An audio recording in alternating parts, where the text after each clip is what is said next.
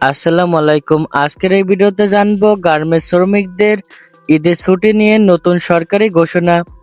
কতদিন ছুটি থাকতে পারে, কবে থেকে ছুটি শুরু হতে পারে, কারখানা কবে খুলতে পারে, সব বিস্তারিত এই ভিডিওতে জানানো হবে। তাই ভিডিওটি দেখতে থাকুন।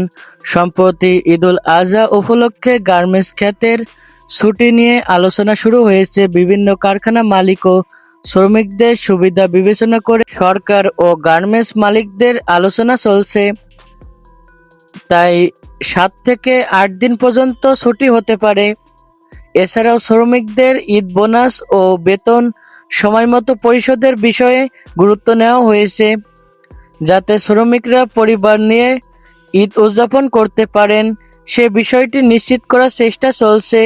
তবে এখন পর্যন্ত সব কারখানার জন্য এককভাবে চূড়ান্ত ছুটির তালিকা প্রকাশ করা হয়নি। তাই আপনার কারখানায় অফিসিয়াল নোটিশ অবশ্যই দেখে নেবেন। আর অবশ্যই চ্যানেলটি যারা সাবস্ক্রাইব করেন না, সাবস্ক্রাইব করে দিবেন। আর সবাইকে আমার পক্ষ থেকে পবিত্র ঈদুল আজহার শুভেচ্ছা। ঈদ মোবারক।